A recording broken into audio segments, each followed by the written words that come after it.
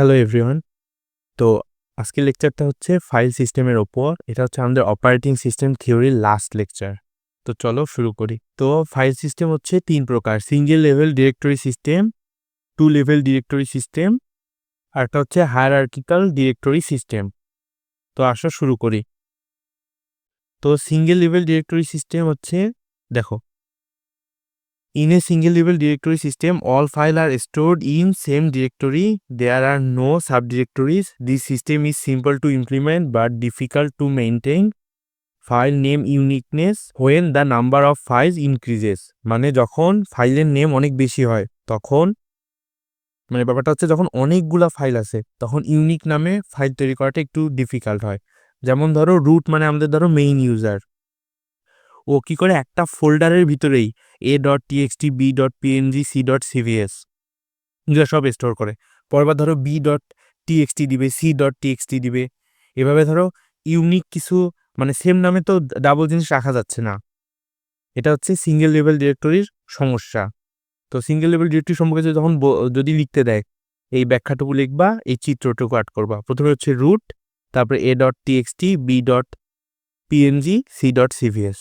তুমি এখানে অন্য যা কিছু লিখতে পারো। এখন দেখো two level directory system.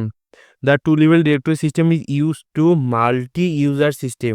Each user has their own directory to store files. There is a master directory that keeps a list of all user directory. When a user log in, the system finds the user's directory from the master directory, and system helps keep files organized and avoid name conflict between the user. তো দেখো এখানকার main idea হচ্ছে, এই যে চিত্রটা কিন্তু মনে রাখতে হবে। মেইন আইডিয়াটা হচ্ছে যে এখানে একজন রুট থাকে, একজন মেইন অ্যাডমিন থাকে, তার মধ্যে ধরো ইউজার 1 থাকলো, ইউজার 2 থাকলো, ইউজার 3 থাকলো। এখন ইউজার 1 কি করলো, ধরো a.txt নামে সেভ করলো, b.png নামে সেভ করলো, c.cvs, এরকম অনেক ফাইল সেভ করলো। ইউজার বিও কিন্তু এই সেম কাজগুলো করতে পারছে, ইউজার সিও সেম কাজগুলো করতে পারছে। তো এখানে এই যে নেম যে কনফ্লিক্ট হবে, এই প্রবলেমটা অনেকটাই সলভ হইল, কারণ দুইজন ইউজার একই নামের ফাইল আলাদা আলাদাভাবে সেভ করতে পারছে। এখন এখানে একটা সমস্যা আছে, যেমন ধরো ইউজার এ থেকে ইউজার বিতে যদি কোনো ফাইল ট্রান্সফার করতে চায় তখন এখানে অনেক প্রবলেম হয়। কেন প্রবলেম হয়? ধরো এরা তো সবাই রুটের সাথে কানেক্টেড, একে অপরের সাথে তো কানেক্টেড না। এই জন্য এই দেখো হায়ারার্কিক্যাল ডিরেক্টরি সিস্টেম, এই যে in this directory system files are organised in a tree-like structure. At the top of the hierarchy is the root directory, which contains multiple subdirectory. Each subdirectory may further contain file or additional subdirectory. This file allows logical grouping of file, effective organization, and easier file management. It also supports better access control and scalability. তো দেখো এখানে কি হচ্ছে, এখানে একজন root থাকে, main user থাকে। এখানে দেখো সাব ফোল্ডার 1, এই যে সাব ফোল্ডার 2, কোনো কারণে 1 2টা মিশে গেছে, সরি গাইস। 1 2 3, দেখো সাব ফোল্ডার 1 2 3 এগুলো সাব ফোল্ডার আছে। তো প্রত্যেক ফোল্ডারে a.txt, b.png, c.cvs আছে। তো এটা একটা স্ট্রাকচারের মতো, যেমন আমরা সি প্রোগ্রামিং স্ট্রাকচার পড়ছি, ওরকম একটা স্ট্রাকচার মতো সুন্দরভাবে সাজানো থাকে।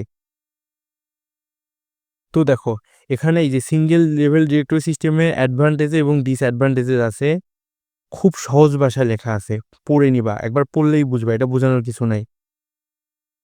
তারপরে এই যে টু লেভেল ডিরেক্টরি সিস্টেমের অ্যাডভান্টেজ এবং ডিসঅ্যাডভান্টেজেস, এবং হায়ারার্কিক্যাল সিস্টেমের অ্যাডভান্টেজেস এবং ডিসঅ্যাডভান্টেজেস। আরেকটা ইম্পর্টেন্ট জিনিস, ডিফাইন মেটাডাটা। এটা নিয়ে আমি একটা রিলও বানিয়েছিলাম। মেটাডাটা কি? মেটাডাটা হচ্ছে ডাটা অ্যাবাউট ডাটা, এটা হচ্ছে মেটাডাটা। তো আমার সেমিস্টার ফাইনালে এই যে হায়ারার্কিক্যাল ডিরেক্টরি সিস্টেম এবং টু লেভেল ডিরেক্টরি সিস্টেমের মধ্যে ডিফারেন্স লিখতে বলছিল। আমি কি করছিলাম, এই যে এদের এই চিত্রটা দিছিলাম, এই যে চিত্র মানে এটা চিত্র তো না, সিএসসির ভাষা আর্কিটেকচার বলা হয়, এটা আর্কিটেকচার দিছিলাম, দিয়ে ডিফারেন্স লিখে দিছিলাম। তো বুঝতে পারছিস এটা ইম্পর্টেন্ট, পরীক্ষা আসার মতো জিনিস। তো এটা ছিল আমাদের অপারেটিং সিস্টেম থিওরির লাস্ট লেকচার। যারা লেকচারগুলো দেখছো তাদের সবাইকে ধন্যবাদ। তো আজকের লেকচার এই পর্যন্তই। যদি আমার লেকচার পছন্দ হয় অবশ্যই লাইক করবা। সবাইকে ধন্যবাদ।